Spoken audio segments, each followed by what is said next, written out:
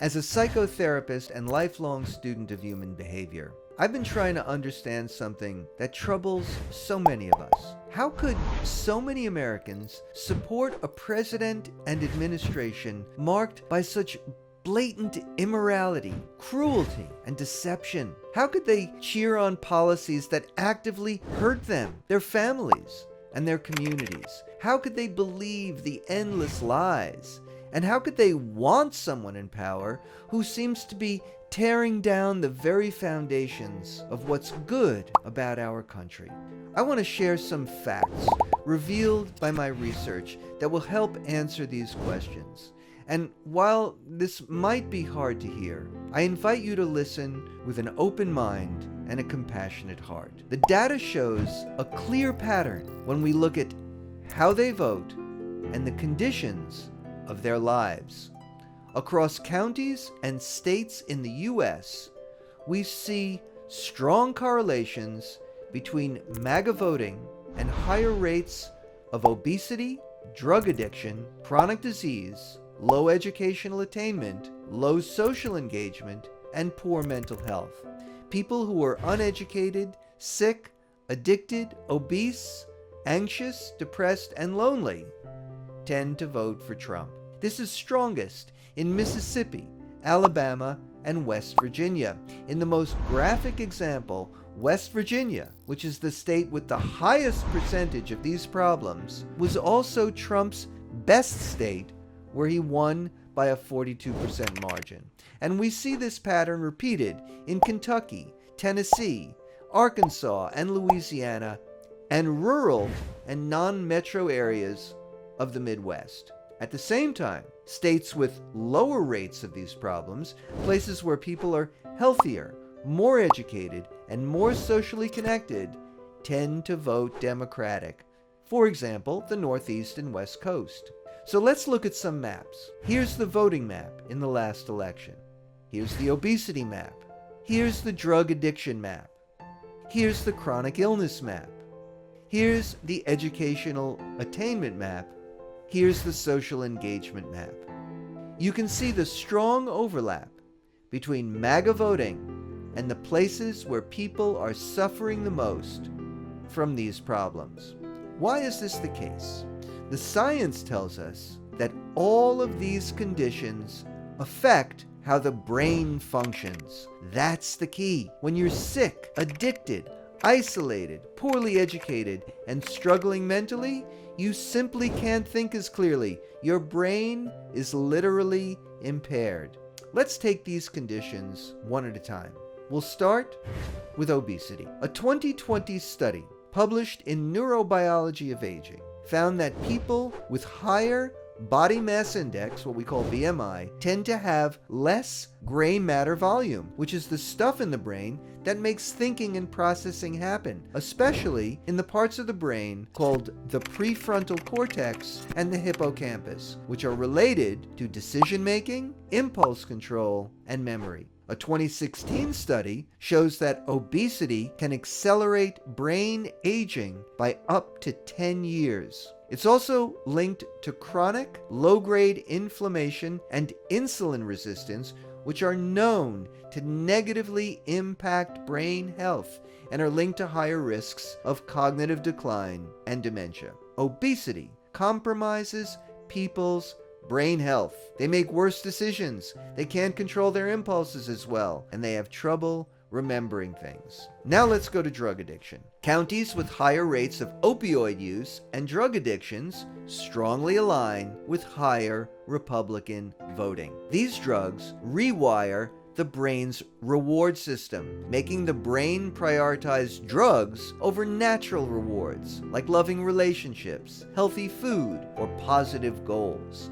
Over time, this desensitizes the brain so that what once felt good no longer does, except the drug, and eventually not even that. Chronic drug use, like obesity, impairs the prefrontal cortex, the area of the brain responsible for decision-making, impulse control, and judgment. The hippocampus, involved in learning and memory, can shrink with long-term use. Users have difficulty concentrating and have cognitive fog. Opioids disrupt the part of the nervous system which regulates stress. This can lead to heightened anxiety, depressive symptoms, and difficulty handling even minor stressors. When opioids are stopped, the user feels emotional and physical pain, irritability, and they lose the ability to enjoy life. Drug addiction rewires the brain. Just like the obese, their brains and nervous systems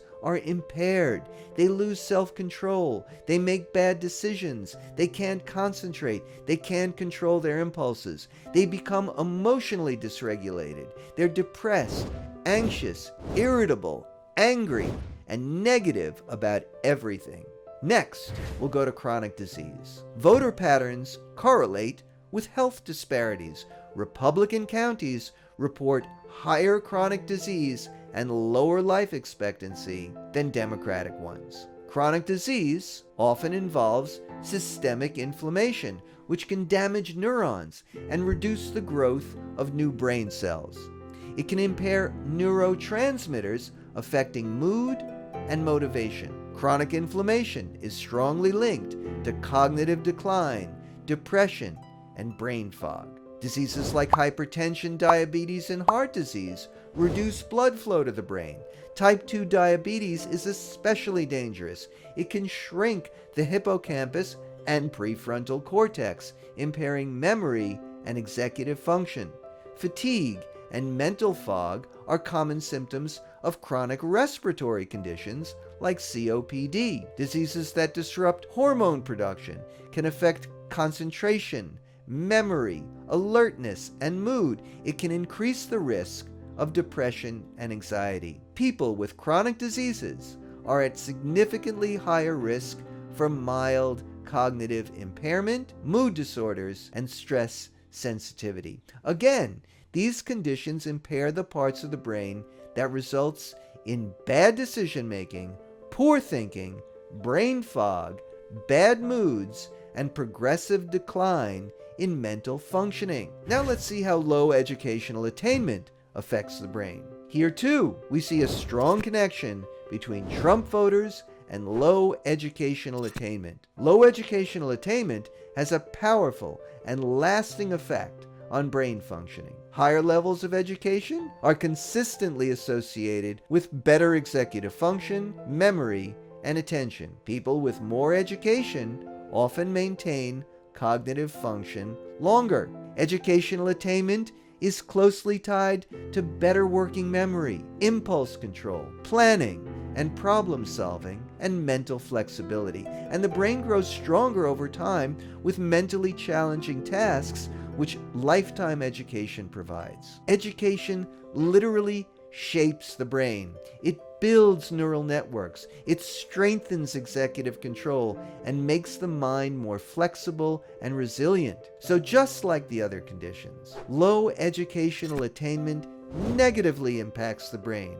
Again, it leads to poor decision-making, mental rigidity, bad memory, compulsivity, and impulsivity, and worsening mental functioning over time. Finally, let's look at low social engagement. Low social engagement has measurable negative effects on brain function, impacting everything from memory and attention to mood and long-term cognitive health. In fact, neuroscience and psychology research increasingly views social connection as a core driver of brain health. Studies show that loneliness and social isolation are linked to reduced gray matter volume in those same key brain areas: the hippocampus for memory, the prefrontal cortex for decision-making and planning, and also the amygdala, the part of the brain that regulates emotions. Longitudinal research finds that people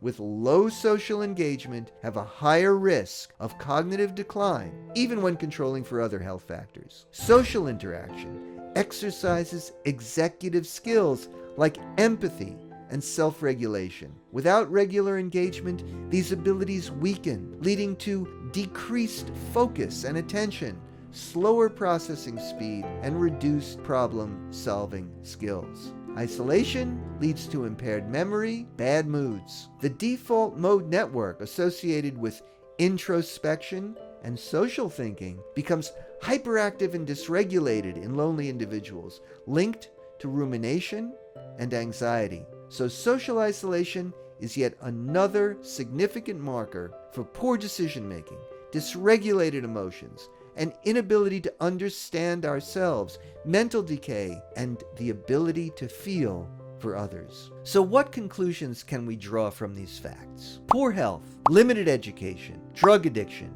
obesity, and low social engagement cluster Republican-leaning rural and southeastern regions. All of these conditions, obesity, addiction, illness, poor education, and isolation, damage the brain. They impair reasoning, focus, memory, impulse control, emotional balance, and empathy. They increase anxiety, depression, irritability, and hopelessness. And people who suffer from these brain impairments tend to vote for Trump and MAGA. These conditions and voting patterns are linked. Now, there are many different reasons that people voted for Trump, and not every Trump voter suffers from these conditions. And not every person who suffers with these conditions voted for Trump. And to be scientifically rigorous, we have to admit that correlation is not the same as cause. Nevertheless, we see a clear pattern here. When we face the mystery of how so many people could be susceptible to the lies, manipulations, brainwashing, and betrayals of Trump and his administration, and could sanction their cruelties, lawlessness, and destruction of democracy, and vote against their own self-interest, the answer here is clear. The data suggests that many people who are voting for Trump are cognitively and emotionally impaired. This isn't about moral failure. It's about neurological, psychological, and physical trauma. When people are anxious, depressed, ashamed, addicted, malnourished, and alone, they can't think clearly. They're not capable of sound judgment.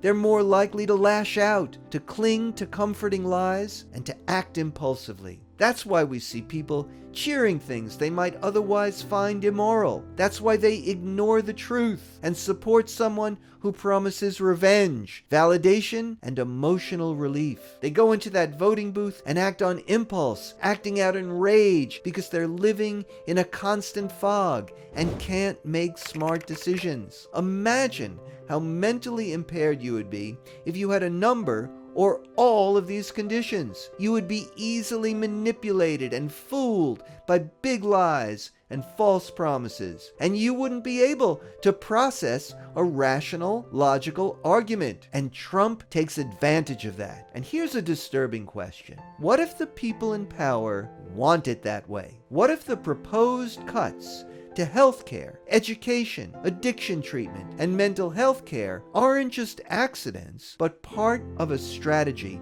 that keeps people sick, uneducated, and desperate, because desperate people whose brains are not working right are easier to control. This is not a judgment of those voters.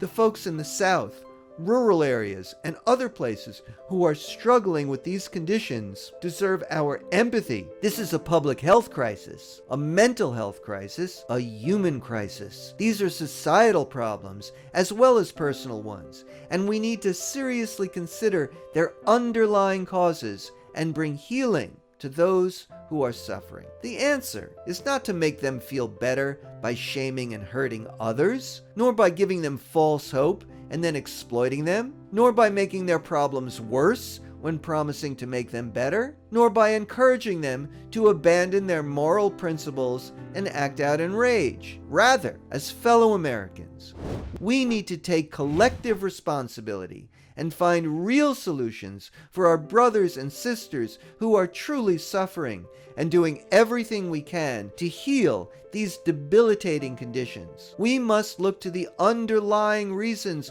why so many of us are sick and put our energy into making those changes in our society that will bring about health in mind, body, and spirit. The solution isn't cruelty, shame, or false promises. The solution is healing our deep existential crisis that manifests in sickness of mind and body. Only then can we create a country where people can truly think clearly, feel deeply, and choose wisely. And that is how we heal our democracy.